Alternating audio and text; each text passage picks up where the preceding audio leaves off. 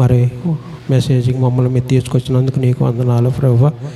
ఇది నాన్న ప్రభువా, మీరు మాతో ఏం మాట్లాడినవి ఉన్నారో ప్రభువా మా అందరికీ మీ సహాయం అందించండి. మరి ముఖ్యంగా ప్రభువా చదువు లేదు ప్రభువా, తెలివి తక్కువ వాడిని ప్రభువా, ఈ లోకంలో ప్రభువా బతకటం నేర్చుకున్నా కానీ నీ పాదాలు పట్టుకునటం నాకు చేత కాలేదు ప్రభువా. అయినప్పటికీ ప్రభువా నీ చెంత నన్ను చేర్చుకుని ఈ యొక్క బయలుపీఠం మీద నుంచుని నీ మాటలు అందించుటకు మీరు ఇచ్చిన సహాయాన్ని బట్టి నీకు వందనాలు ప్రభువా. నా కుడి పక్కన మీరు నిలబడి ప్రభువా మీరు మాతో మాట్లాడమని యేసు పరిశుద్ధ నామమున అడిగి వేడుకొనుచున్నాం తండ్రి, ఆమేన్.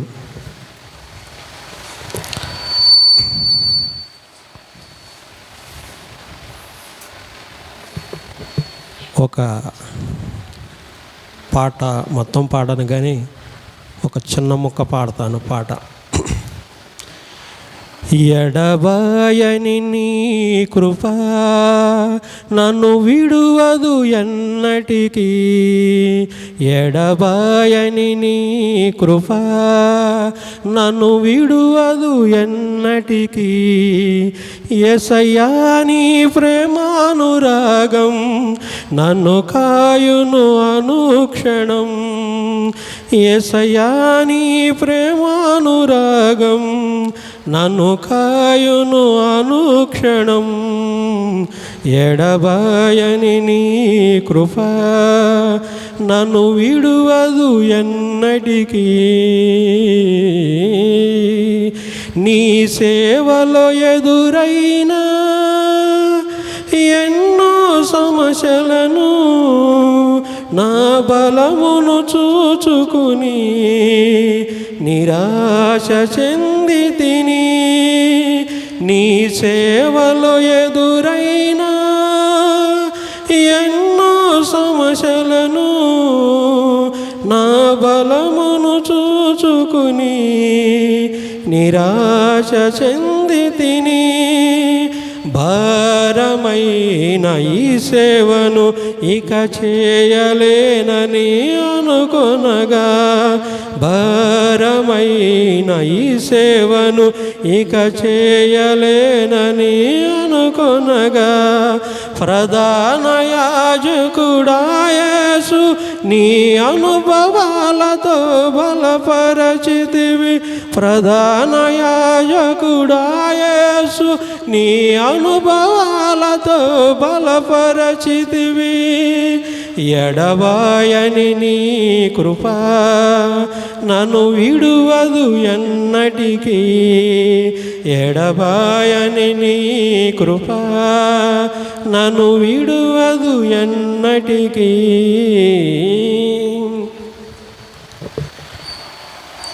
నేను ఎవరో మీకు తెలుసా? కుదరవిల్లో కొత్త వాళ్ళు ఉన్నారు, అలాగే పాత వాళ్ళు ఉన్నారు. అసలు నేనంటే ఏంటో, అసలు నేను ఈ స్థలానికి రావటానికి కారణం ఏంటో మీకు ఎవరికైనా తెలుసా? ఎవరో వచ్చారు, ఏదో చెప్తున్నారు, ఏదో వింటున్నాను, ఏదో విని దాన్ని ఇష్టమైతే తీసుకోవటం, ఇష్టం లేకపోతే అక్కడే వదిలిపెట్టి వెళ్ళిపోవటం, అంతేనా? దేవుడు వాక్యం ఎవరు చెప్తున్నారు, వాళ్ళు ఎందుకు చెప్తున్నారు, వాళ్ళు చెప్పాల్సిన బాధ్యత అనేది ఏంటి అనేది చాలామంది ఆలోచన చేయరు. దాని గురించి ఎక్కువగా ఆలోచన కూడా చేయరని నేను అనుకుంటున్నా. ఎందుకంటే బాధ్యత అనేది చాలా తక్కువ. ఇప్పుడు మన బిడ్డల మీద ఉన్నంత బాధ్యత, మన భర్త మీద ఉన్నంత బాధ్యత, మన కుటుంబం మీద ఉన్నంత బాధ్యత, మన ఇరుగు పొరుగు బంధువుల మీద ఉన్నంత బాధ్యతని దేవుడు వాక్యం మీద ఉంటుందంటారా, ఉండదంటారా? ఉండదంటారా? నాకైతే ఉండదేమో అని అనుకుంటున్నా నేను. ఎందుకంటే పిల్లోడికి పండగ వచ్చిందంటే చొక్కా ఏం కుట్టించాలి, ప్యాంట్ ఏం కుట్టించాలి, వాళ్ళకి ఏం చేయాలి, ఎలా చేస్తే బాగుంటుందని ఒక ఆలోచన కలిగి ఉంటారు తల్లిదండ్రులైన వాళ్ళు. బంధువుల ఇంటికి పంపించవచ్చు, మా అమ్మోళ్ళు రమ్మన్నారు, లేకపోతే మా నాన్నోళ్ళు రమ్మన్నారు, అలా చుట్టుపక్కల వీళ్ళకి పంపించడానికైనా మనం ఒక ఆలోచన కలిగి ఉంటాం. మన ఇంట్లో ఎంత ఖర్చు పెట్టడానికైనా వెనక్కి వస్తామా? రావు. మన బిడ్డలు ఖర్చు పెడుతుంటే మనం సంతోషపడుతూ ఉంటాం, అవునా? మన బిడ్డలు ఎదిగి నడుస్తూ ఉంటే మనం సంతోషపడుతూ ఆనందపడుతూ ఉంటాం, అవునా? మాది మౌ మండలం కాజు అనే గ్రామం. నేను కాజులో జన్మించాను.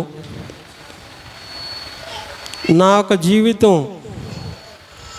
ఒక చీకటి అగాధమైన లోయ. అంటే నేను ఒక విగ్రహారాధ కుటుంబానికి చెందిన వ్యక్తిని. దేవుడి వాక్యం అంటే ఏమాత్రం కూడా నాకు ఇష్టము లేదు. దేవుడు అంటేనే నాకు ఇష్టం ఉండేది కాదు. ఎందుకంటే దేవుడు గొప్పవాడు. మనుషుల యొక్క ఆలోచన, వాళ్ళ యొక్క నడవడి, వాళ్ళ యొక్క ప్రవర్తన, వాళ్ళ యొక్క జీవితం ఎలా ఉంటుంది అంటే ముందు ఒక మాట, వెనకొక మాట. నువ్వు ముందున్నప్పుడు నీ అంత గొప్పవాళ్ళు లేరు అని పొగుడుతారు. నువ్వు వెళ్ళిపోయిన తర్వాత ఏం మాట్లాడతారు అంటే అట్టాగా చెప్తాడు, ఆయన చేస్తేనేగా తెలిసేది. ఏంటిది?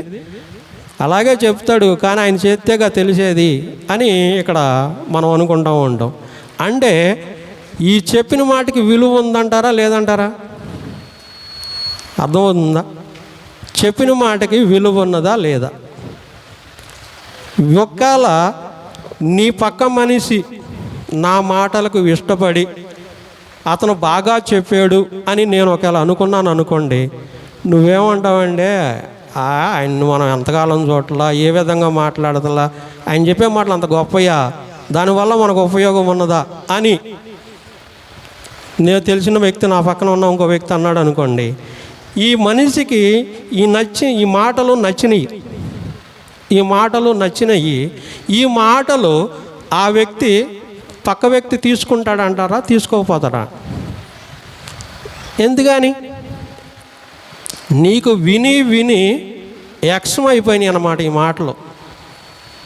ఈ మాటలు విని ఏమైపోయినాయి అంటే నీ హృదయంలో కఠినం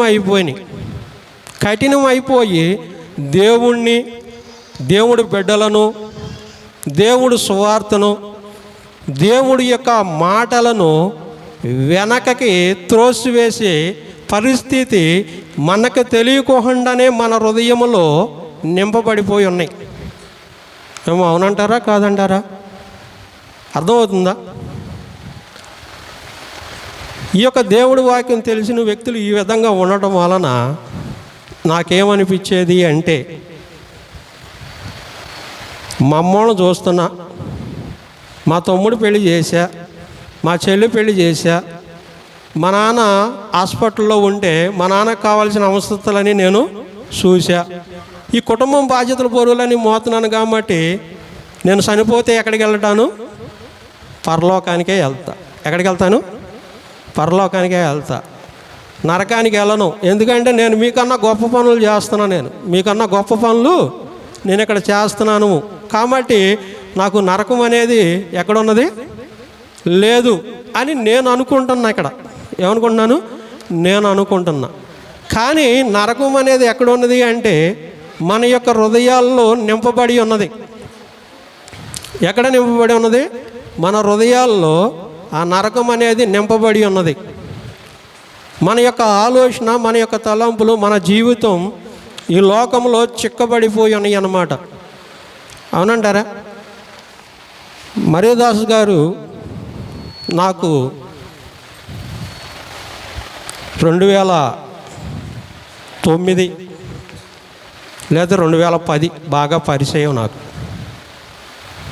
2010 ఆయన ఒక సాక్ష్యము, పుట్టుక క్రైస్తవుడు. ఏమో నమ్ముతారా? పుట్టుక క్రైస్తవుడు అనే మాట ఉన్నది. కానీ ఆయన యొక్క నడవడి కానీ, ఆయన మాట తీరు కానీ, ఆయన పద్ధతి కానీ, ఆయన జీవించే జీవితం ఏమాత్రమైనా ఒక క్రైస్తవ పద్ధతి పరంగా ఉన్నదా? ఇక్కడ తెలిసిన వాళ్ళు ఉన్నారు కొంతమంది. చాలా గమనించాలి ఈ విషయంలో. ఉన్నదా? ఏ మాత్రం కూడా దేవునికి ఇష్టంగా లేదు. కానీ దేవుడు ఆయన పట్ల ఒక ప్రణాళికలు కలిగి ఉన్నాడు. ఆయన పట్ల ఒక ప్రణాళికలు కలిగి ఉన్నాడు. ఎవరికి ఇవ్వని భాగ్యాన్ని ఆయనకు అందించాలని ఒక ఉద్దేశము కలిగి దేవుడు ఆలోచన కలిగి ఉన్నాడు. ఆ సంగతి ఎవరికైనా గమనిక అనేది ఉన్నదా? నేను 2010లో నేను పరిచయం అయినప్పుడు అంబేద్కర్ బొమ్మ దగ్గర స్కూల్ ఉంది. ఆ స్కూల్ దగ్గర రాత్రి 12-1 గంటల దాకా కూర్చుని మాట్లాడుతూ ఉండేవాళ్ళం. జింకనగర్ గ్రౌండ్లో మీటింగులు అనేది ఏర్పరిచినప్పుడు రాత్రి తెల్లవారులు మేమే కాపలా, గేటు కాడ కాపలా. అందరూ పడుకుని మీటింగ్లు అయిపోయి పడుకుంటుంటే నేను ఇద్దరం కూడా ఆ గ్రౌండ్ మొత్తం కాపలా కాస్తా ఉండేవాళ్ళం. ఎవరన్నా వచ్చి సామానం పట్టుకెళ్ళిపోతారేమో, లేకపోతే ఏదైనా జరుగుద్దేమోనని ఆలోచనతో ఉండేవాళ్ళం. అలాంటప్పుడు ఆయన నాకు తెలియదు, నేను ఆయనకు తెలియదు. కానీ మా ఇద్దరి మధ్యన ఏం జరిగినది? ఒక మాట పరిచయం పెరిగింది. ఆ మాట పరిచయం వలన ఇద్దరి మధ్యన ఏం కలిసింది అంటే మనస్సు కలిసింది. ఆయన మాట నాకు నచ్చింది, నా మాట ఆయనకి నచ్చింది. మా ఇద్దరి మధ్యన ఏమున్నదంటే ప్రేమ పెరిగింది. ఆ ప్రేమ పెరగటం వలన మా ఇద్దరి మధ్యన ఏమున్నది అంటే దేవుడు 3వ వ్యక్తి అక్కడ స్థలంలో ఉన్నాడు. దాని నిమిత్తము ఆయనకి నాకు ఉన్న బంధత్వ పరంగా కాకుండా దేవునిచ్చిన యొక్క బంధత్వ ప్రకారంగా ఈ స్థలంలో నేను నిలబడటానికి ఈ యొక్క అవకాశం నాకు ఇక్కడ వచ్చింది. అంతేనంటారా? అవునా? ఆయన కుదరవెళ్ళి, నాదేమో మోవ మండలం. అక్కడికి ఎన్ని కిలోమీటర్లు ఉంది? సుమారు 70-80 కిలోమీటర్లు ఉంది. ఏమైనా ఉందా? అక్కడి నుంచి నేను ఇక్కడి నుంచి అక్కడికి ఏదైనా బంధుత్వ సంబంధం ఉన్నదా? ఎక్కడన్నా లోకపరంగా కలుసుకుని మేము మాట్లాడుకున్నామా? ఎక్కడ కూడా అవకాశం లేదు. కానీ ఆయన యొక్క సాక్ష్యము చాలా గొప్పదండి. ఈ లోకములో ఎవరిని కూడా లెక్క చేయనంత మనిషి ఆయన. ఈ లోకంలో ఎవరిని లెక్క చేయకోకుండా ఆయన స్వశక్తి మీద, ఆయన ఆలోచనల మీద, ఆయన తలంపుల మీద ఆయన నడిచే జీవితానికి ఒక ఆనకట్ట ఎవరిని వేసాడు అంటే మొట్టమొదటిగా రాణక్కని వేసాడు. ఎందుకంటే 3 బిడ్డలు, 2 ఆడబిడ్డలు, 1 మగబిడ్డ, సంసారము, కుటుంబం పరిస్థితి ఏమైపోద్ది అనేది తెలియక తను లోబడింది ముందు దేవుడికి. తను దేవుడికి లోబడి దేవుడి యొక్క పాదాలు పట్టుకుని మరి ఆమెను ఎన్ని రేత్రులు, నిద్రలేని రేత్రులు దేవుడి దగ్గర గడిపిందనేది మన ఎవరికైనా తెలుసా? ఈ రోజున తెలుసా? తెలియదు. బిడ్డలు తన తండ్రి కోసం బిడ్డలు ఎంత కన్నీరు కార్చారు అనేది ఎవరికైనా తెలుసా? తెలుసా? ఎవరికీ తెలియదు. ఏంటి అంటే మరీదాసు గారు, ఆయన సేవకుడు, సేవ వచ్చేసింది. ఎలా వచ్చేసింది సేవ? ఊరకే వచ్చేసిద్దా? దేవుడు ఊరకే ఇచ్చేస్తాడా? ఇచ్చేస్తాడా? దేవుడు నిన్ను, నన్ను, మనందరినీ ప్రేమించాడు. దేవుడు మనందరితోనూ మాట్లాడుతున్నాడు. దేవుడు మన పక్షాన ఉన్నాడు అని మనం అందరం ఇక్కడ చెప్పుకుంటూ ఉంటాం. దేవుడు నాకు గొప్ప కార్యాలను చేశాడు, ఇవాళ ఇల్లు కట్టుకోవడానికి నాకు ఇచ్చాడు, నా పిల్లోడు 10th క్లాస్ పాస్ అవ్వడానికి ఇచ్చాడు, లేకపోతే నా గేదెలు అభివృద్ధి చెందడానికి వచ్చింది, నా ఆస్తి అభివృద్ధి చెందడానికి వచ్చింది, నా జాబు వచ్చింది. ఈ లోకంలో మనం ఎన్నో విషయాలు మనం చెప్తాం. కానీ వీటన్నిటికన్నా గొప్ప మెట్టు ఏంటిదమ్మా? ఆయన సేవ. అవునంటారా? ఆయన సేవ గొప్ప మెట్టు. ఎందుకు ఆయన సేవ గొప్ప మెట్టు అంటే ఇవన్నీ లోకంలో ఉన్న ప్రతి మనిషికి ఇవి దొరుకుతాయి. ఈ లోకంలో ఉన్న ప్రతి మనిషికి కూడా నువ్వు ఏదైతే ఎతుకుతావో, నువ్వు ఏదైతే ఆలోచిస్తావో, నువ్వు ఏదైతే నడుస్తావో, నువ్వు ఏదైతే నీ ఉద్దేశాలు, నీ ఆలోచన, నీ తలంపులు ఉంటాయో అయ్యే నీ మనసులో కేంద్రీకమైపోయి ఉంటాయి. కాబట్టి నువ్వు అయ్యే ఎతుకుతావు. కానీ ఈ లోకంలో ఎతికినంతకాలం ఆయన ఎతికాడు. కానీ ఈ లోకంలో ఆయనకి ఏమీనూ దొరకలేదు. దొరికిందంటారా? దొరికితే ఈ లోకాన్ని వదిలిపెట్టి దేవుడి దగ్గరికి వచ్చేవాడు అంటారా? వచ్చారంటారా? ఒక తడవ యెషయా గ్రంథం 53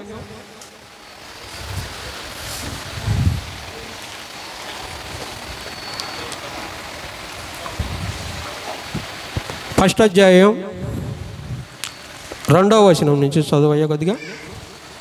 యెహోవా మాట్లాడుచున్నాడు, యెహోవా మాట్లాడుచున్నాడు, ఆకాశమా ఆలకించుము, ఆకాశమా ఆలకించుము, భూమి చెవియొగ్గుము. భూమి చెవియొగ్గుము. నేను పిల్లలను పెంచి గొప్పవారినిగా చేసి తిని, గొప్పవారిగా చేసి తిని, వారు నా మీద తిరగబడి ఉన్నారు. వారు నా మీద తిరగబడి ఉన్నారు. ఎద్దు తన కామందు నెరుగును, ఎద్దు తన కామందుని ఎదుగును, గాడిద సొంతవాని దొడ్డి తెలుసుకొను, గాడిద సొంతవాని దొడ్డి తెలుసుకొనును. ఇశ్రాయేలునకు తెలివిలేదు, ఇశ్రాయేలులకు తెలివిలేదు, నా జనులు యోచింపరు. నా జనులు యోచింపరు. పాపిష్టి జనమా, పాపిష్టి జనమా, దోషభరితమైన ప్రజలారా, దోషభరితమైన ప్రజలారా, దుష్ట సంతానమా, దుష్ట సంతానమా, చెరుపు చేయు పిల్లలారా, చెరుపు చేయి పిల్లలారా, మీకు శ్రమ, మీకు శ్రమ. వారు యెహోవాను విసర్జించి ఉన్నారు, వారు యెహోవాని విసర్జించి ఉన్నారు. ఇశ్రాయేలు యొక్క ఇశ్రాయేలుగా పరిశుద్ధమైన దేవుడి యందు దూషించుదురు. ఆయనను విడిచి తొలగిపోయి ఉన్నారు, వారిని విడిచి మరలిపోయి ఉన్నారు. అంటే ఎక్కడికి వెళ్ళిపోయారంట? లోకానికి వెళ్ళిపోయారంట. దేవుడి యొక్క వాక్యాన్ని విని, దేవుడు పరిశుద్ధ గ్రంథాన్ని చదువుతూ, దేవుడి యొక్క ఆలోచన, దేవుడి యొక్క తలంపులను సంపాదించుకుంటూ, దేవుడి యొక్క అడుగుజాడల్లో నడిచే బిడ్డలు ఎలా ఉన్నారంట? ఎలా ఉన్నారు? ఏమ్మా ఎలా ఉన్నారు? దేవుణ్ణి విడిచిపెట్టి వెళ్ళిపోయారా? దేవుడికి ఇష్టంగా ఉన్నారా? ఇక్కడ దేవుడి యొక్క ఆలోచన తలంపులను కనుగొంటున్నారా? దేవుడి యొక్క ఆలోచన తలంపులకి విరోధముగా నడుస్తున్నారా? వీళ్ళ మాటలు, వీళ్ళ ప్రవర్తన, వీళ్ళ జీవితాన్ని మనం చూస్తే, ఒక మార్పు లేని ఒక వ్యక్తి గనక చూస్తే దేవుడి దగ్గరికి వస్తారంటారా? రారంటారా? చెప్పాలి. వస్తారా? ఎలా వస్తారు? దేవుడి వాక్యాన్ని ప్రకటించాలని దేవుడి బిడ్డలకు ఆశ ఉంది. కొద్దిమందికి దేవుణ్ణి సమకూర్చాలి, దేవుణ్ణి పరిచయం చేయాలనే కొన్ని ఆలోచన తలంపులు దేవుడి బిడ్డలు ఇచ్చేది. దేవుడి బిడ్డలకు ఇచ్చారు. దేవుడు సేవ కట్టాలని ఆయనకు ఒక బాధ్యతనిచ్చి, ఒక భారాన్ని ఇచ్చి, కొద్దిమందికైనా మేలు జరగాలని ఆయన ఒక ఉద్దేశపూర్వకంగా ఆయన దేవుడి పాదాలు పట్టుకుని ఆయన ఈ లోకంలో నడుచుకుంటూ వెళుతుంటే, ఆయనకి మొట్టమొదటిగా ఎదురయ్యే వాళ్ళు ఎవరంట? ఏమ్మా ఎవరు? ఇశ్రాయేలు ప్రజలు. ఎవరో దేవుడిని తెలుసుకున్న వ్యక్తులే. దేవుడిని తెలుసుకున్న వ్యక్తులు ఎందుకు ఇబ్బందికరంగా, ఆటంకపరంగా మారుతున్నారు అనేది మనము గమనిస్తే, వాళ్ళు ఎక్కడున్నారంట? లోకములో, పాపములో నింపబడిపోయి ఉన్నారు. ఏమండి? ఈ లోకంలో డబ్బు సంపాదించుకోవచ్చు, ఇళ్ళు కట్టుకోవచ్చు, జాబులు సంపాదించుకోవచ్చు, చదువులు సంపాదించుకోవచ్చు, ఆస్తులు సంపాదించుకోవచ్చు, నీకు కావలసిన సమస్తమును నువ్వు సమకూర్చుకోవచ్చు. కానీ ఇవన్నీ సంపాదించుకుని దేవుడి గనక లేకపోతే ఏముంది? జీరో. ఏంటిది? జీరో. ఇవన్నీ లేకపోయినా దేవుణ్ణి సంపాదించుకుంటే ఫలితం ఉందా? అమ్మా, ధనవంతుడు బేదలాజరు ఉన్నారా? ధనవంతుడు ఎక్కడికి వెళ్ళాడు? బేదలాజరు ఎక్కడికి వెళ్ళాడు? బేదలాజరు జీవితం ఏమిటి? ధనవంతుడి జీవితం ఏమిటి? దేవుడి వాక్యము ప్రతిరోజు చదవటము, ప్రార్థన చేయటము, దేవుడు మందిరంలో కూర్చుని దేవుణ్ణి మొర్ర పెట్టుకుని ప్రార్థన చేసి అడగటము ఒక ఎత్తు అయితే, మేము ప్రార్థన చేసాం, మేము చర్చికి వెళతాం, మేము దేవుణ్ణి నమ్ముతాం, దేవుడు మాకు అన్ని మేలులు చేస్తున్నాడు అని చెప్పుకోవడం మరొక వ్యక్తి. ఇక్కడ దేవుడి వాక్యాన్ని చదివి ప్రార్థన చేసి దేవుడి అడుగుజాడల్లో నడవటం ఒక ఎత్తు అయితే, మేము చర్చికి వెళతాం, దేవుడిని నమ్ముకున్నాం, దేవుడి వాక్యాన్ని చదువుతాం, దేవుడి పరిశుద్ధ గ్రంథం మొత్తం మాకు తెలుసు అని చెప్పటం మరొక ఇది. కానీ నీ మనసు ఎక్కడున్నది? నీ ఆలోచన, నీ తలంపులు ఎక్కడున్నవి? మన జీవితం ఎక్కడున్నది? మనము మన బిడ్డల జీవితాలు ఎక్కడ పెట్టుకుని మన జీవితాన్ని మనం కాపాడుకుంటున్నాము అనేది ఇక్కడ గమనిక అనేది లేకపోతే, మనం ఎంత ఎతికినానో దేవుడు దొరకడండి. దేవుడు దొరుకుతాడంటారా? దొరుకుతాడా? నాకు తెలిసి దొరకడేమనుకుంటున్నాను నేను. ఎందుకంటే నేను ఎక్కడో పుట్టి ఎక్కడో పెరిగి నేను ఎక్కడో బ్రతికే నేను దేవుడంటే దూరంగా, దేవుడంటే ఇష్టం లేకుండా, దేవుడి బిడ్డల్ని అసహించుకుంటా ఈ లోకంలో నేను నా ఇష్టానుసారమైన జీవితాన్ని నేను జీవించుకుంటూ ఈ లోకాన్ని నేను శాసించుకుంటూ ఈ లోకంలో నడుస్తున్న నాకు దేవుడు దొరకటం అంటే ఎలా దొరుకుతాడు? చెప్పండి, ఎలా దొరుకుతాడు? దేవుడు నాతో మాట్లాడాలని ఆశ ఆలోచన కలిగి నాతో ఉన్నాడు. దేవుడు నా పట్ల ఒక ఉద్దేశం, ఒక ప్రణాళికలు కలిగి ఉన్నాడు. అలాంటి నన్ను దేవుడు పట్టుకోవాలి అంటే ఏం చేయాలి అంటే, ఒక దేవుడు సేవకులనే ఒక వ్యక్తి ఎవరన్నా కానీ నాతో మాట్లాడాలి, లేదంటే దేవుడి వాక్యం నాకు వినపడాలి, ఎవరన్నా ఒక వ్యక్తి నాకు నేర్పించాలి. అవునంటారా? కాదంటారా? నాకు నేర్పించాలి అన్నప్పుడు దేవుడి సేవకులనే ఒక వ్యక్తి నా దగ్గరకు వచ్చి నాతో మాట్లాడుతుండగా దేవుడి యొక్క ఆలోచన, దేవుడి యొక్క తలంపులు, దేవుడి యొక్క మాటలు నా హృదయానికి ఎక్కుతున్నప్పుడు మరొక క్రైస్తవుడు వచ్చి ఆయన చెప్పేదంతా ఉపయోగం లేదు, ఆయన అలాగే మాట్లాడతాడులే, ఆయన అలాగే చెప్తాడులే, మనం ఇంతేలా అని కనుక ఆ మనిషికి ఒక రాయి కనుక వేస్తే ఇది బలంగా ఉంటుందా, అది బలంగా ఉంటుందా? అర్థమైందమ్మా? దేవుడి యొక్క వాక్యము కన్నా దుష్టుడి మాట చాలా బలంగా ఉంటుంది. ఎందుకంటే మనిషి వాడిని చెడగొట్టాలి, దేవుడి నామానికి మహిమ తేకోకుండా ఉండాలి అంటే దేవుడి వాక్యం వినకూడదు, దేవుడి అడుగుజాడల్లో నడవకూడదు, దేవుడి సన్నిధానంలో ప్రార్థన చేయకూడదు. అక్కడికి ఎవరన్నా వెళ్తుంటే మనం చెడగొట్టాలి. అంతేనా? ఇది ఈ విషయంలో నాకు మా తల్లిగారే ఎదురయ్యింది. ఈ విషయంలో ఎవరు ఎదురయ్యారు?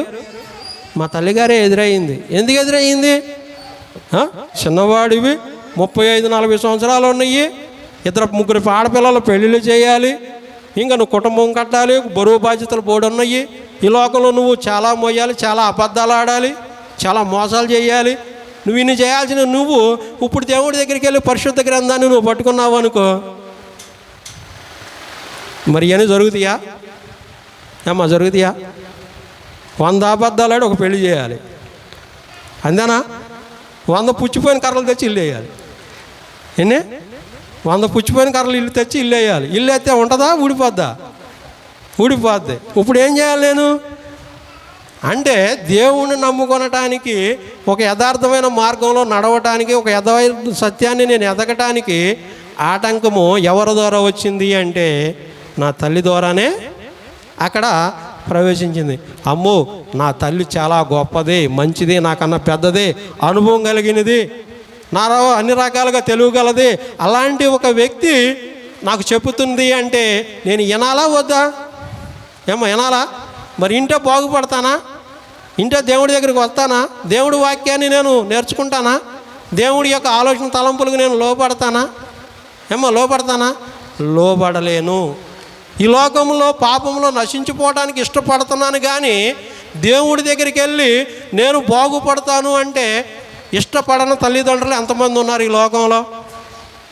బిడ్డల జీవితాలతో తల్లిదండ్రులు ఆడుకుంటున్నారా, లేదా తల్లిదండ్రులు బిడ్డల జీవితాలతో ఆడుకుంటున్నారా? బిడ్డల జీవితాలతో తల్లిదండ్రులు ఆడుకుంటున్నారు. ఎందుకని అంటే, నువ్వు చదవవలసినంత వాక్యం చదవు, దేవుడి దగ్గర కూర్చొని ప్రార్థన చేయగలిగినంత ప్రార్థన చేయవు, నీ బిడ్డల కొరకు ఒక బాధ్యత, ఒక భారాన్ని తీసుకుని ఒక మంచి మార్గాన్ని నువ్వు ఎంపిక చేయుతావా? చేయలేవు.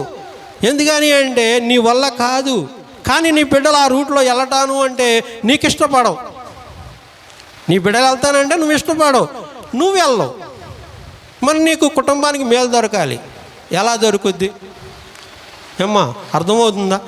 దేవుడి యొక్క వాక్యము మనకి ఏం చెప్తుంది అంటే, నువ్వు సరైన మార్గంలో నువ్వు నడువు, నువ్వు సరైన సత్యాన్ని నీ బిడ్డలకు నేర్పించు, నీ బిడ్డలు పెరిగి పెద్దవారై నీకు ఒక మేలుకరంగా, ఒక దీవెనకరంగా, ఒక ఆశీర్వాదకరంగా మారతారు అని ఇక్కడ పరిశుద్ధ గ్రంథం చెప్తుంటే, బాబు ఆ ఒక పరిశుద్ధ గ్రంథం జోలికి నువ్వు వెళ్ళొద్దు, నువ్వు వెళితే బాగుపడవు. ఎందుకని నువ్వు చదువుకోవడంలో ఆటంకము, నీ స్కాలర్షిప్ రాదు, నీ ఉద్యోగం రాదు, నీ జాబులు పోతాయి. ఏమ్మా, ఇవన్నీ నీకు ఆటంకంగా ఉంటాయి కాబట్టి దేవుడి దగ్గరికి వెళ్తే ఇవన్నీ పోతాయి కాబట్టి నువ్వు దేవుడి దగ్గరికి వెళ్ళొద్దు అని ఇక్కడ తల్లిదండ్రులైన వాళ్ళు బిడ్డలకు ఉపబోధ చేస్తున్నారు ఇక్కడ. కానీ దేవుడు ఏమంటున్నాడంటే, సమస్తము సృష్టించిన దేవాతిని దేవుడు నేనుండగా నన్ను వదిలిపెట్టి మీరు ఎక్కడికి వెళ్తున్నారు? ఈ లోకమును ఎతుకుతున్నారు. మరి ఈ లోకమును ఎతికినప్పుడు ఈ లోకములో మీకంటూ నాకంటూ ఏం దొరుకుతుంది? ఇక్కడ మనశ్శాంతి లేదు, నిద్ర లేదు, చనిపోవటానికి కూడా సిద్ధపడిన నేను, ఏం చేయాలో, ఎలా నడవాలో, ఏం మాట్లాడాలో కూడా తెలియని నేను, ఒక తల్లికి ఒక భార్యకి సమాధానం చెప్పలేని నా హృదయ స్థితిని ఇంటిలో బ్యాగ్లో బట్టలు పెట్టుకుని బ్యాగ్ కూడా భుజానికి తగిలించుకుని నేను రైల్వే స్టేషన్లో పడుకున్నానండి. మీరు నమ్మరు నా జీవితం. ఈరోజు ఏదో నేను ఇక్కడ కూర్చుని నేనేదో గొప్పగా మాట్లాడుతున్నాను, లేదా నేనేదో మంచివాడిగా, నేనేదో ఇక్కడ దేవుడు నన్ను దీవించాడు, నన్ను ఆశీర్వదించాడు, మిమ్మల్ని దీవించి ఆశీర్వదిస్తాడని నేను చెప్పట్లా. ఎందుకంటే నా జీవితం చెప్తున్నాను నేను ఇక్కడ. ఎందుకని అంటే నా జీవితంలో ఒక అత్తకి ఒక కోడల మధ్యన జరిగే ఘర్షణలో నేను ఏం సమాధానం చెప్పాలో అనేది తెలియకుండా కూడా సొంత ఇల్లు, సొంత ఊరు వదిలిపెట్టి నేను పొరుగురు వెళ్ళి బతకడానికి సిద్ధపాటు అయ్యా నేను. అలాంటి నా జీవితం. అక్కడికి వెళ్ళిన తర్వాత భార్య కూడా పెట్టే హింసలో, ఆమెను మాట్లాడే టార్చర్, ఇబ్బందులు పడలేక ఏంటమ్మా చనిపోవాలి. ఏంటిది? చనిపోవాలి. ఏం తక్కువైంది నాకు? డబ్బు తక్కువైందా? ఆస్తి తక్కువైందా? ఇల్లు తక్కువైందా? నాకేం తక్కువైంది? ఏమీ తక్కువ అవ్వాలా. ఈ లోకంలో అన్నీ దేవుడు నాకు ఇచ్చాడు, అవునా? సృష్టిని మొత్తం అంతా నాకు అన్నీ ఇచ్చాడు. కానీ దేవుడు నాకు అన్నీ ఇచ్చాడు. కానీ దేవుడికి నేనేమి ఇవ్వలేదు? హృదయాన్ని ఇవ్వలేదు. హృదయం ఏంటి? కలవరంతో నింపబడిపోయి ఉన్నది, అవునా? బంధువులను ప్రేమించలేం, అన్నదమ్ములను ప్రేమించలేం, అక్కజల్లులను ప్రేమించలేం, స్నేహితులను ప్రేమించగలమా? మనకన్నా కొద్ది స్థాయిలో, పెద్ద స్థాయిలో ఉంటే వాళ్ళని ప్రేమించడానికి మనం ఏమాత్రం కూడా ఇష్టపడతామా? తమ్ముడు ఎదుగుతున్నాడు అనుకో, అన్న ఓర్చుకోగలడా? అన్న ఎదుగుతున్నాడు అనుకో, తమ్ముడు ఓర్చుకోగలడా? ఇద్దరు కొడుకులు బాగున్నారు అనుకో, తల్లిదండ్రులు ఓర్చుకోగలరా? చూడు, ఆడు కారు కొనుక్కున్నాడయ్యా, నాకు ఒక చొక్కా మొక్కు కొనలా. ఎంతో కాదమ్మా లేఖితనం అనేది. మనిషిలో ఏమున్నది అంటే అల్ప స్వభావం. ఇప్పుడు 10 లక్షలు పెట్టి కారు కొనుక్కున్నవాడు తండ్రికి ఒక 50 రూపాయలు చొక్కా కొనలేడా? తండ్రి కొంటాడు, కానీ ఏం లేదు, ప్రేమ లేదు. నన్ను చూడాల, నా తమ్ముడినే బాగా చూశాడు, నాన్ననే బాగా చూశాడు, మా ఇద్దరిని వదిలిపెట్టి మా చెల్లెలనే బాగా చూశాడు, అది మా అక్కనే బాగా చూశాడు. మనుషుల్లో ఏమున్నది అంటే కలవరం ఉన్నది. దేవుడి యొక్క వాక్యం లేదు, దేవుడి యొక్క ఆలోచనలు లేవు, దేవుడి యొక్క తలంపులు లేవు, దేవుడి యొక్క అడుగు జాడల్లో నడుద్దామనే భయం లేదు. ముందు దేవుడు ఉన్నాడు, పరిశుద్ధ గ్రంథం ఉన్నది, దేవుడి యొక్క వాక్యం చదవాలి, అంతవరకే మనకు తెలుసు. ఏంటి తెలుసు? దేవుడి యొక్క వాక్యం ఉన్నది, దాన్ని చదవాలి, అంతవరకే మనకు తెలుసు. ఉదయం పొద్దున్నే లేచి ప్రార్థన చేస్తే దేవుడు మనల్ని దీవిస్తాడు, ఆశీర్వదిస్తాడు. సాయంత్రం పూట చిన్న వాక్యం చదువుకుని ప్రార్థన చేసుకుంటే దేవుడు మనల్ని దీవిస్తాడు, ఆశీర్వదిస్తాడు. దేవుడు మనల్ని కాపాడుతాడు. అందరినీ కాపాడే దేవుడు మనల్ని కాపాడతలేదా? కాపాడుతాడు. ఎలా కాపాడుతాడు? కలవరముతో. నీ హృదయం కలవరముతో. పెద్ద బిడ్డ సమస్యలు, చిన్న బిడ్డ సమస్యలు, కుటుంబ సమస్యలు, ఆర్థిక ఇబ్బందులు, నీకు ఎదురయ్యే సమస్యలన్నింటినీ కూడా నువ్వు మొయ్యగలిగినంత శక్తి సామర్థ్యతలు నీ దగ్గర ఉన్నాయా? మన దగ్గర ఉన్నాయా? దేవుడు అదే అడుగుతున్నాడు. ఏమన్నాడు? సమస్త భారము మోయిచున్న సమస్త జనులారా నా యొద్దకి రండి, నేను మీకు విశ్రాంతిని కలగజేస్తాను. అంటే లేదయ్యా, నీ దగ్గరికి వస్తే సిగరెట్ తాగొద్దంటావు, మందు తాగొద్దంటావు, పేకాడొద్దంటావు, అబద్ధాలు ఆడొద్దంటావు, లంచం తీసుకోవద్దంటావు, మోసం చేయొద్దంటావు, వెళ్ళరాని స్థలానికి వెళ్ళొద్దంటావు, చేయరాని కొన్ని పనులు చేయొద్దంటావు. ఇవన్నీ చేస్తే బంధుత్వాలు పోతాయి, చుట్టారకాలు పోతాయి. వీళ్ళందరినీ మేము ఎక్కడ పోగొట్టుకుని నీ దగ్గరికి వచ్చేది? ఏమ్మా అంతేనా? వీళ్ళందరినీ పోగొట్టుకుని ఎక్కడికి వెళ్తాం? దేవుడి యొక్క వాక్యంతో మనం ఆటలాడుకుంటున్నాం. అందుకే ఏమన్నాడు ఇక్కడ? నన్ను మరిచిపోయారంట. దేవుణ్ణే వదిలివేసేశారు. దేవుడి యొక్క ఆలోచన, దేవుడి యొక్క తలంపులు, దేవుడి యొక్క మైండ్ని వదిలివేసి ఇష్టాసారమైన జీవితానికి అలవాటు పడిపోయామన్నమాట మనం. నా జీవితంలో నేనైతే మాత్రం దేవుణ్ణి పూర్తిగా నమ్మటానికి నేనేమాత్రం కూడా ఇష్టపడాల. కనీసం దేవుడు బొమ్మ పెట్టడానికి కూడా నేను ఇష్టపడాల. మా అమ్మని మా చెల్లిని కూడా నేను చాలా ఇబ్బంది పెట్టాను. నేను నాకన్నా ముందు వాళ్ళే చర్చికి వెళ్ళారు, వాళ్ళు నాకన్నా ముందు వాళ్ళే వాక్యం చదివారు. నా భార్య కూడా నాకన్నా ముందు చర్చికి వెళ్ళింది. కానీ వాళ్ళ హృదయాల్లో ఇంకేమున్నది? ఈ లోకమనే ఆశలు, కోరికలు. కానీ దేవుడు నిన్ను నన్ను మనందరినీ ప్రేమించేమన్నాడంటే ఆయన ఇచ్చిన ఆస్తిలో వారసులుగా మీరు నిలవాలి. అంటే ఏమిటి ఆ వారసత్వం? నేను ఈ లోకంలోకి ఎంతకు వచ్చాను? మిమ్మల్ని కాపాడటానికి, మిమ్మల్ని రక్షించటానికి, మిమ్మల్ని సజీవులుగా ఉంచటానికి అని నేను వచ్చానని చెప్పి దేవుడు మాట్లాడుతుంటే నా జీవితం ఎలా ఉన్నది అంటే నేను చచ్చిపోవాలి. ఏంటమ్మా? చచ్చిపోవాలా? దేనికి? ఏం తక్కువ చేశాడు దేవుడు? ఏమీ తక్కువ చేయలే. కలవరంతో నింపబడిన హృదయమే, కలవరంతో నింపబడిన యొక్క ఆలోచన తలంపుల వల్లనే నా హృదయం ఎటా అయినది? కఠినం అయిపోయిందన్నమాట. ఇంకా లేదు, ఈ బ్రతుకు బతికితే కన్నా చనిపోవడమే మేలు. ఏమండి? అలాంటి జీవితం అన్నమాట నాది. అలాంటి జీవితంలో ఈ యొక్క సావాసం నాకు పరిచయమైనప్పుడు, ఈ సావాసంలో కొన్ని విషయాలు నాకు కుటుంబం గురించి చెప్పినప్పుడు, బిడ్డల గురించి, కుటుంబం గురించి నాకు కొన్ని విషయాలు వాళ్ళు బోధించినప్పుడు, ఈ రోజున కొంతవరకు దేవుడి యొక్క వాక్యాన్ని నేను అర్థం చేసుకునటానికి దేవుడు నాకు ఒక అవకాశం ఇచ్చాడు. నా యొక్క ఆశలు, ఆలోచన, తలంపులు ఈ లోకమును పూర్తిగా దూరపరుచుకునటానికి దేవుడు నాకు ఒక అవకాశం ఇచ్చాడు. ఈ రోజున మరేదాసు గారు, రాణక్క గారు ఇవాళిద్దరూ కూడా ఎంతో ప్రయాసపడి భారం తీసుకుని దేవుడి దగ్గర రేతిరనంగా పగలనంగా కన్నీరు కార్చి ప్రార్థన చేస్తూ దేవుడి యొక్క ఇచ్చిన ఆలోచన, వాళ్ళు ఇచ్చిన తలంపులతో వాళ్ళు నడుస్తూ ఈ సేవ ఇక్కడ కట్టడానికి, ఈ మందిరం కట్టడానికి, ఈ మందిరంలో కొద్ది మందికైనా మేలు దొరకాలని, కొన్ని కుటుంబాలైనా బాగుపడాలని, కొన్ని కుటుంబాల బిడ్డలకి ఆదరణగా, దీవెనకరంగా దేవుడిని ఇక్కడ చేయాలని, దేవుడి స్థలంలో చూపించాలని వాళ్ళు రేత్రి పగలు తన బిడ్డలు, తన కుటుంబం ఎంత కన్నీరు కారుచి ప్రార్థన చేస్తున్నారు అనేది ఎవ్వరికీ తెలియదు. ఎందుకనంటే చూస్తే తెలుసుద్ది, లేదంటే చేస్తే తెలుసుద్ది. ఆ బరువు మోయటానికి మనం ఏమాత్రం ఇష్టపడం. నేను మాత్రం చెప్తున్నా, ఎందుకంటే మేము రేత్రి 10 నుంచి 12 వరకు ఆన్లైన్ ప్రార్థనలో ఉంటాం. నా కుటుంబ సమస్యలన్నీ ఆయన తెలుసుకుంటాడు, ఆయన కుటుంబ సమస్యలు నేను తెలుసుకుంటా. సంఘంలో ఉన్న బిడ్డల సమస్యలు కానీ, మాకు తెలిసిన ఎవరన్నా ప్రార్థన సహాయం అడిగిన వాళ్ళు కానీ, అక్కడ రమణ గారు ఉన్నారు, రమణ గారు, నేను, మరిదాస్ గారు దాదాపు 2 సంవత్సరాలు 3 సంవత్సరాల నుంచి ఆన్లైన్ ప్రార్థన. కరోనా వచ్చిన తర్వాత ప్రార్థన మొదలుపెట్టాం. కొద్దిమంది కలిశారు, కొద్దిమంది కలవలేదు.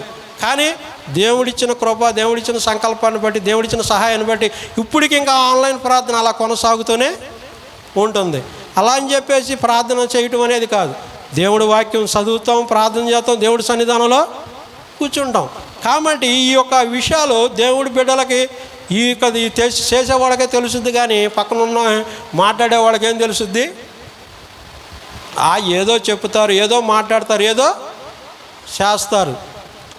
దేవుడు అంటే ఏంటి? దేవుడి యొక్క వాక్యం అంటే ఏంటి? దేవుడి యొక్క ఆలోచన, దేవుడి యొక్క తలంపులు అంటే ఏంటి అని గుర్తెరిగే వ్యక్తి ఖచ్చితంగా దేవుడి బిడ్డల కొరకు ప్రార్థన చేస్తుంది. ఒక వ్యక్తి అయినా, ఆడబిడ్డ అయినా, ఎవరైనా సరే, ఒక సహోదరి కానీ, ఒక సహోదరుడు కానీ, ఎవరైనా సరే ఒక సంఘ బాధ్యత తీసుకుని తన కుటుంబం బాధ్యతను మోసుకుంటూ తన పొరుగు వారి, తన బంధువులు, తన స్నేహితులు, తన సహోదరుల కొరకు ఒక బాధ్యత తీసుకున్న ఏ స్త్రీ అయినా, ఏ పురుషుడైనా, ఎవరైనా సరే ప్రార్థన చేయకుండా మానలేము. ప్రార్థన చేయకుండా మానలేము. డబ్బు సహాయం చేయొచ్చు, మాట సహాయం చేయొచ్చు.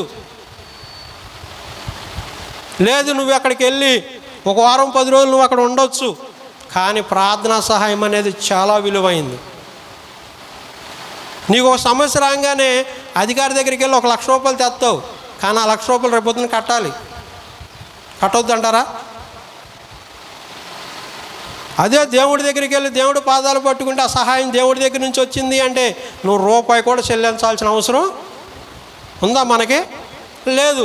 కానీ దేవుడి దగ్గరికి వెళ్ళడానికి ఇష్టపడం, ఒక అరగంట మోకరించి ప్రార్థన చేయడానికి ఇష్టపడం, దేవుడి వాక్యాన్ని చదవడానికి ఇష్టపడం. దేవుడి బిడ్డల కొరకు కానీ, సంఘం కొరకు కానీ, సంఘంలో ఉన్న బిడ్డల కొరకు కానీ, మనవులు ఉన్న బిడ్డల కొరకు కానీ, మన చుట్టుపక్కల ఉన్న బంధుమిత్రుల కొరకు కానీ ప్రార్థన చేయడానికి అక్క చెల్లెళ్ళు ఇద్దరు ఫోన్ పట్టుకుంటే గంట పడుతుంది, 2 గంటలు పడుతుంది ఫోన్ మాట్లాడటానికి.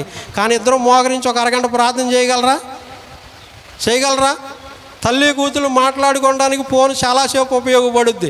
సమస్యలు మొత్తం తెలుసుకుంటారు, కానీ సమస్యలు మొత్తం తెలుసుకుని కన్నీళ్ళు పెట్టుకుంటారే కానీ ఇది దేవుడి దగ్గరికి తీసుకెళ్ళి పాదాలు పట్టుకోవడానికి ఉపయోగపడుద్ది అంటారా? ఏమంటే ఉపయోగపడుద్దా? ఏం మాత్రం ఉపయోగపడదు. దేవుడి యొక్క వాక్యంతో, దేవుడితో మనం ఎంతకాలం ఆడుకుంటామో అది అంతకాలం మనకి ఆటంకంగానే ఉంటుంది. దేవుడు నిన్ను నన్ను మనందరినీ ప్రేమించి దేవుడు తన సర్వస్వం మనకు వదిలిపెట్టి లోకానికి వచ్చాడు. దేవుడు మనతో మాట్లాడుతున్నాడు. 3-4 ఎకరాలు 5 ఎకరాల పొలం ఉంది, డాబా ఉంది, ఆయనకి కావాల్సినంత ఆస్తి ఉన్నది, 2 కూతుళ్ళు పెళ్ళి అయిపోయినాయి, హ్యాపీగా సరదాగా కూర్చుని కాలు మీద కాలేసుకుని కూర్చుంటే ఆయనకి జరగదంటారా? మరి ఎందుకు ఆయనకి ఎంత ప్రయాస? ఎందుకెంత భారం? ఎందుకెంత బరువు మొయ్యాలి? విజయవాడ సేవ కొరకు ఎంత ప్రయాసపడాలి, నిజామాబాద్ సేవ కొరకు ఎంత ప్రయాసపడాలి, నిజామాబాద్ సేవకులు అక్కడ ఉన్న బిడ్డల కొరకు ఎంత ప్రార్థన చేయాలి, విజయవాడలో ఉన్న కుటుంబాల కొరకు ఎంత ప్రార్థన చేయాలి, ఇక్కడ ఉన్న బిడ్డల కొరకు, ఇక్కడ ఉన్న సంఘస్థుల కొరకు ఎంత ప్రార్థన చేయాలి, వాళ్ళు ఎంత కన్నీరు కారిస్తే దేవుడు ఇక్కడ అంత మేలు జరుగుద్ది. దీనికి గమనిక ఎవరికన్నా ఉన్నదా? దేవుడు బిడ్డలంటే దేవుడు సులకనం అయిపోయింది మనకి. నేను విజయవాడ నుంచి ఇక్కడికి వచ్చి ఇక్కడ ఈ విధంగా మాట్లాడటానికి నాకేమన్నా అవకాశం ఉన్నదా? దేవుడి విషయాలు నేను ఎందుకు మాట్లాడాలి? దేవుడు నాకు ఒక బాధ్యతను అప్పచెప్పాడు, దేవుడు నాకు ఒక బరువును పెట్టాడు. నీవు నా పని చేయి, నేను నీ పని చేస్తా. నువ్వు నా పని చేయకుండా నువ్వు నా పని అడిగితే తప్పు, కరెక్టేనా? అంతేనా? ఒక అర్ధసేరు బియ్యం అప్పిచ్చావు, రేపొద్దున వెళ్ళి మళ్ళీ అర్ధసేరు బియ్యం అడిగితే ఇస్తావా? ఎందుకని? అర్ధసేరు బియ్యం రిటర్న్ ఇస్తే మళ్ళీ 2వ ట్రిప్పు వెళ్ళి అడగంగానే అర్ధసేరు బియ్యం అప్పిస్తావు. అంతేనా? అర్ధసేరు బియ్యం ఇచ్చి రేపొద్దున అప్పివ్వమంటే ఇవ్వు. కానీ దేవుడే ఉన్నాడంటే నీకు నిన్న నేడు నిరంతరం నీకు నేను తోడై ఉన్నాను. కష్టంలోను, వ్యాధిలోను, బాధలోను, సమస్యలోను సమస్తము నీకు నేను తోడై ఉన్నాను. నేను నీ పక్కనే ఉన్నానయ్యా, నువ్వు నన్ను అడుగు. నువ్వు అడిగితే కదా నేను ప్రతిఫలం ఇవ్వటానికి, నువ్వు నా దగ్గరికి వస్తేనే కదా నేను నీకు సహాయం చేయడానికి. నేను సహాయం చేస్తే నువ్వు నాకు తిరిగి రిటర్న్ ఇవ్వవసరంలా. కన్నీరు కార్చి ప్రార్థన చేస్తే చాలు, ఒక అరగంట. దేవుడు వాక్యం అనేది చాలా విలువైనదండి. దేవుడు మందిరం అనేది చాలా విలువైనదండి. దేవుడి బిడ్డలైన వాళ్ళు చాలా విలువైన వాళ్ళండి. ఎందుకని అంటే తండ్రి మొరను ఆలకించి, తండ్రి యొక్క కన్నీటి యాతనను ఆలకించి దేవాతి దేవుడు ఈ పరలోకానికి దిగొచ్చాడు. అవునా? దిగొచ్చాడా? చూడండి, ఎపిస్తీలకు రాసిన పత్రిక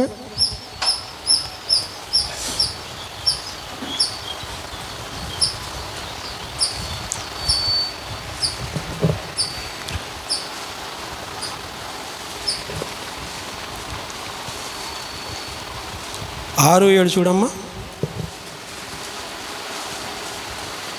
మనుషులకు చేసినట్టు కాక, ఎపిస్తీలకు అయితే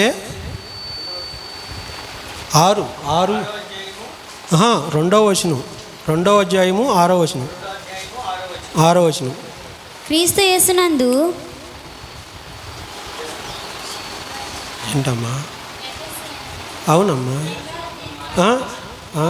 ఆగమ్మ, ఇదిగో ఫిలిప్పీన్స్. సారీ అమ్మ, కొద్దిగా అక్షరాలు తేడా పడి చదువు తక్కువ కదమ్మా.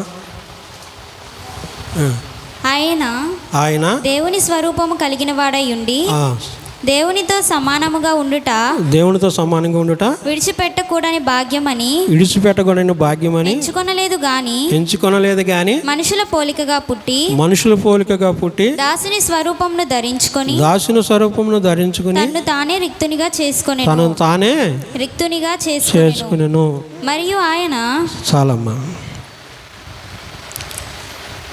ఎక్కడికి వచ్చాడమ్మా? ఆయన ఎక్కడ ఉండాలి? దేవునితో సమానంగా ఉండాలి, దేవుని పక్కన కూర్చోవాలి.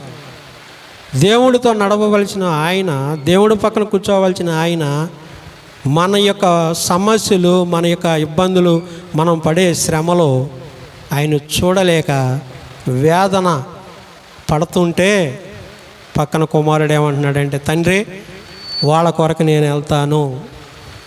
ఎక్కడికి వెళ్తాను? వాళ్ళ కొరకు నేను వెళ్తాను, వాళ్ళ కొరకు నేను ప్రాణం పెడతాను, నా విలువైన రక్తాన్ని సిందించి నేను వాళ్ళని కొంటాను. నా మీద విశ్వాసం ఉంచు ప్రతివాడును నశింపగా నిత్య జీవానికి వారసులు అవుతారు. ఏమ్మా, నువ్వు కానీ నేను కానీ మనందరం కూడా ఇక్కడ ఎందుకు మనం ఈ స్థలంలో ఉంటున్నాము అంటే, దేవుడి బిడ్డలకి ఒక ప్రత్యేకమైన ఆలోచన, ఒక తలంపులు ఇస్తారు. వాళ్ళు మనము చూడటానికి మామూలుగా నార్మల్గా ఉండొచ్చేమో కానీ వాళ్ళ యొక్క ఆలోచన, వాళ్ళ తలంపులు దేవుడికి మాటకి లోబడి ఉంటాయి. దేవుడి యొక్క ఆలోచన, తలంపులు వాళ్ళ మాటలకు లోబడి ఉండటం వలన దేవుడు వాళ్ళకి తోడై ఉంటాడు. అలనాడు మోసే గారికి, అబ్రహాం గారికి, అవునా, యెహోషువ గారికి, వీళ్ళందరికీ ఎలా దేవుడు తోడై ఉన్నాడో ఈ లోకములో మన కొరకు దేవుడి బిడ్డల్ని ఏర్పరిచి వాళ్ళ ద్వారా మనకు వాక్యాన్ని వినిపించి మన కుటుంబాలని, మన బిడ్డల్ని, మన జీవితాలని బాగు చేయాలని ఒక ఉద్దేశము కలిగి దేవుడు ఒక దేవుని బిడ్డని ఏర్పరిచి ఒక స్థలాన్ని మనకి ఏర్పరిచి ఏం చేస్తాడండి, ఇది ఒక పరిశుద్ధ స్థలంగా ఇస్తాడు. మన ఫస్ట్ రోజు విక్టర్ కుమార్ గారు ఒక మాట చెప్పాడు. ఏం చెప్పాడు? మనకి ఇల్లు ఉంది, వాకులు ఉంది, మన ఇంట్లో మనం ప్రార్థన చేసుకోవచ్చు, మన ఇంట్లో మన బైబిల్ ఉంది, మనం చదవచ్చు, మన ఇంట్లో మనం ఏదైనా చేయొచ్చు, దేవుడు మన దగ్గరికి రాడంటావా అంటే ఆ స్థలంలోకి రాకపోవచ్చు. ఎందుకనంటావేమో, ఆ స్థలంలో టీవీ ఉంది, సెల్ ఫోన్ ఉంది, తాగుడు ఉంది, లోకంలో పాపం ఉంది, అన్నీ ఆ లోకంలో సమస్తం ఆ ఇంట్లో ఉన్నాయి. ఆ ఇంట్లో సమస్తము ఆ స్థలంలో ఉన్నాయి. ఆ స్థలంలో నువ్వు ప్రార్థన మనసు పూర్తిగా చేయగలవా? ఏ ఆలోచన, ఏ తలంపు ఏమీ లేకుండా నువ్వు ప్రార్థన మనిషి పూర్తిగా దేవుడిని అడగగలవా? నీ ఆలోచన, నీ తలంపులు ఎక్కడ ఉంటాయి అంటే ఈ లోకములో చెంచురిస్తూ ఉంటాయి. అలాంటి ఈ లోకములో నీ మైండ్ తిరుగుతూ ఉన్నప్పుడు దేవుడి దగ్గరికి వెళ్ళి మనసు పూర్తిగా ప్రార్థన చేయాలి అంటే అది నీ వల్ల, నా వల్ల, మన వల్ల కాదు. అది మన వల్ల కాదు. కాబట్టి దేవుడి బిడ్డలైన వాళ్ళు కొద్దిమందిని ఏర్పరచుకున్నాడు. ఐగుప్తులు ఎంతమంది ఉన్నారు? 6 లక్షల మంది ఉన్నారు. ఐగుప్తుని విడిచిపెట్టి రావడానికి వాళ్ళకి చేతకాక మోసేని అక్కడికి ఏర్పరిచాడా? ఏమ్మా, దావీదు మహారాజు గారిని ఎందుకు అనుకున్నాడు రాజుగా, చక్రవర్తిగా? ఐగుప్తులో కరువు వచ్చిందనేగా యోసేపుని అక్కడ ఎంపిక చేసుకుని 7 సంవత్సరాల కరువుని తీర్చాడు, ఆఖరి తీర్చాడు. దేవుడి బిడ్డలు కూడా అంతే. మన పక్కన బంధువేగా, మన చుట్టమేగా, మనమేగా అనుకుంటే అది తప్పండి. ఎందుకని అంటే నా విషయంలో నేను చెప్తున్నా, నా తమ్ముడు, నా తల్లి, నా వాళ్ళు, బంధువులు చాలామంది ఉన్నారు. నా పక్కన నా వయసు వాళ్ళు, నాతో తిరిగిన వాళ్ళు, కలిసిన వాళ్ళు చాలామంది ఉన్నారు. దేవుడు వాళ్ళందరికీ ఇవ్వలేని భాగ్యాన్ని మరి నాకెందుకు ఇచ్చాడు? ఏమ్మా, దేనికి ఇచ్చాడు అంటే నేను వాళ్ళకన్నా తెలుగు గలవాడిని, గొప్పవాడినా? చదువు లేదు, అవునా, మాట్లాడటం కుదరదు, ఒక వాక్యం ఇంకో వాక్యం చెప్పేది. అలాంటి నా జీవితంలో దేవుడు ఏమన్నాడు అంటే నువ్వు రా నుంచో, మాట్లాడేది నేను, చేసేది నేను అని ఆయన చెప్పాడు. ఆయన రమ్మంటేనే నేను ఈ స్థలానికి రాగలిగా. నా సొంతంగా వచ్చి నేను నుంచుంటే నేను మాట్లాడితే ఎవరు వింటారు, ఎవరికి ఉపయోగం? నా వల్ల ఎవరికైనా మేలు దొరుకుద్ది అంటారా? నేను మీలాంటి మనిషినే. కాకపోతే దేవుడు ఏమంటున్నాడంటే, మీకు ఒక బాధ్యతను అప్పచెప్పాను, ఆ బాధ్యత మోయటానికి ఒక వ్యక్తిని నేను ఏర్పరిచాను.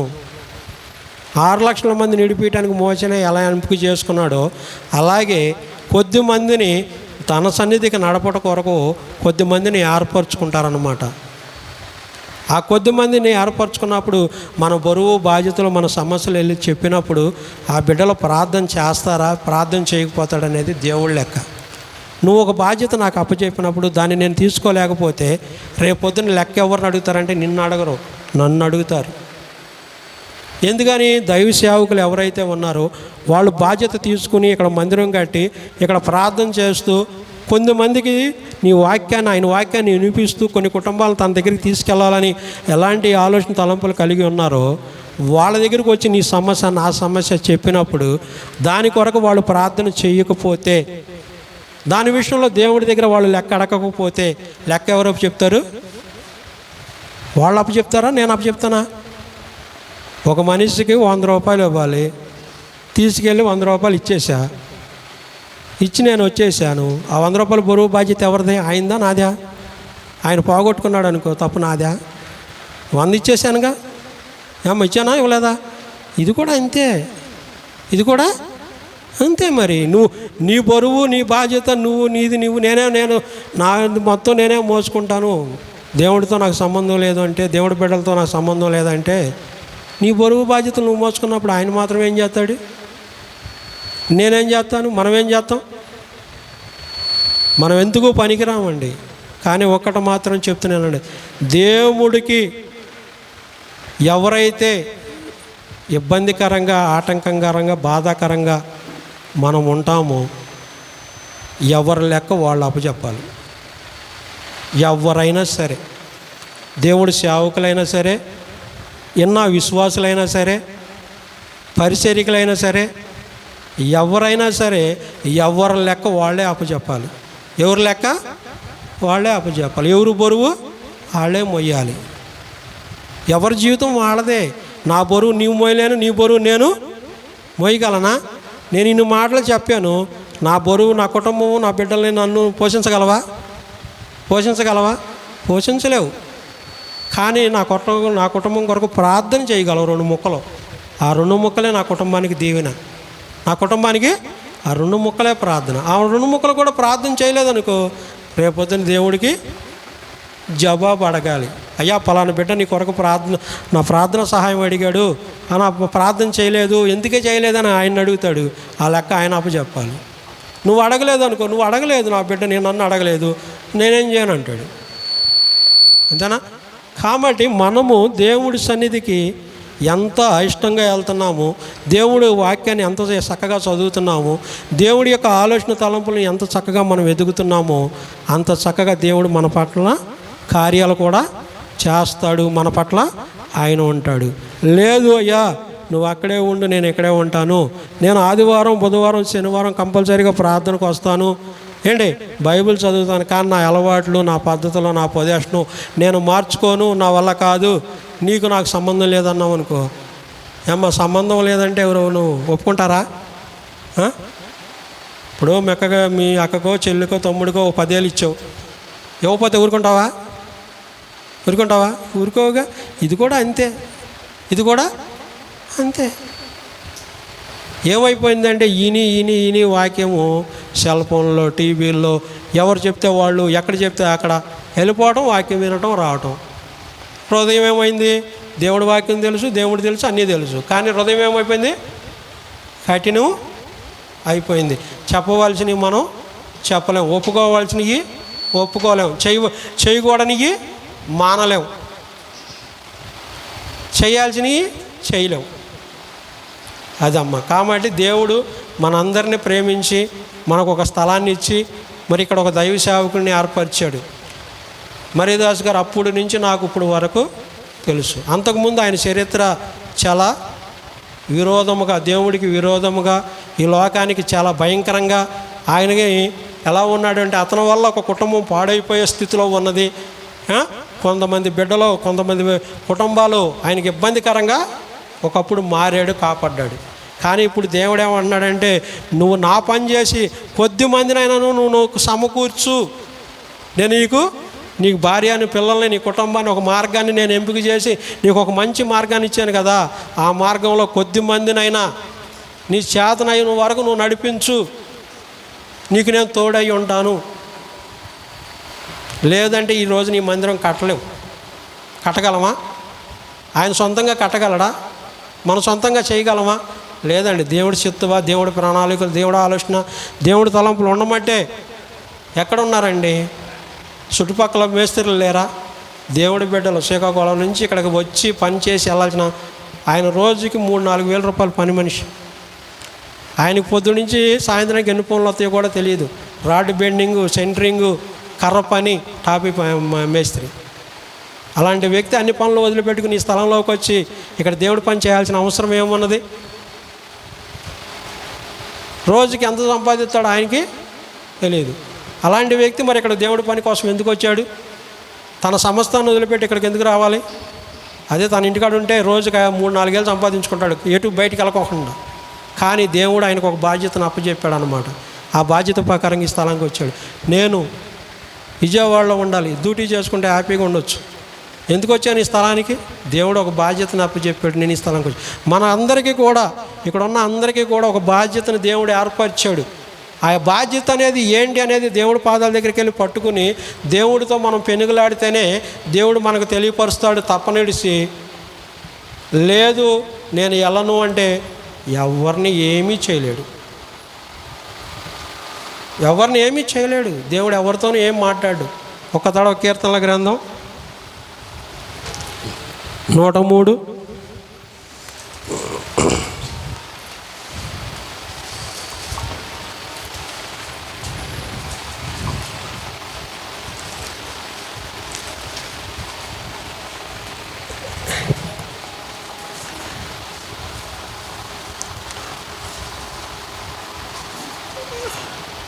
చూడమ్మా, 8 నుంచి చదువు. యెహోవా దయాదాక్షిణ్య పూర్ణుడు, చదువు. దీర్ఘశాంతుడు, కృపా సమృద్ధి గలవాడు.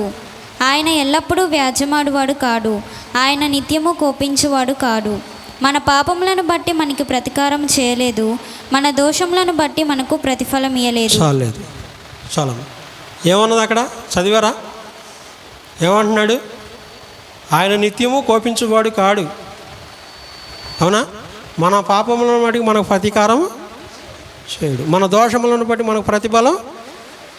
అంటే మనము ఏదైనా సరే మన హృదయపూర్వకంగా వెళ్ళి, అయ్యా నా పరిస్థితి ఇది, నా బరువు నేను మోయలేకపోతున్నాను, నాకేదన్నా సహాయం చేయమని అడిగితేనే, సహోదరుడి దగ్గరికి వెళ్ళినా, సహోదరి దగ్గరికి వెళ్ళినా, ఎవరి దగ్గరికి వెళ్ళినా, ఇటు దేవుడి బిడ్డల దగ్గరికి వెళ్ళినా, నువ్వు ఎక్కడికి వెళ్ళినా సరే నువ్వు సహాయం అడిగితేనే నీకు సహాయం వస్తుంది. నీ ఇంట్లో ఒక 10,000 కావాలి, చెల్లి నాకు ఒక 10,000 కావాలంటే ఇవ్వగలుగుద్ది. నువ్వు అడగకుండా నీ 10,000 తెచ్చేస్తుందా? ఇవ్వలేదు. దేవుడి బిడ్డలైనా సరే నీ ఇంటికి వచ్చి నా బిడ్డ పరిస్థితిలో, అక్కడ నా కుటుంబం పరిస్థితి ఇదేయా అంటే ప్రార్థన చేస్తాడు. అంతేనా? లేకపోతే చేయగలుగుతాడా? తెలియదు కదా. మన సమస్యని మనమే పెంచుకున్నా తగ్గించుకున్నా మనమే, మన కుటుంబాన్ని పాడు చేసుకున్నా బాగు చేసుకోవాలన్నా మనమే. మన జీవితానికి ఏదైనా సరే మన యొక్క ఆశలు, మన ఆలోచన, మన తలంపులను బట్టి మన జీవితం ఆధారపడి ఉందండి.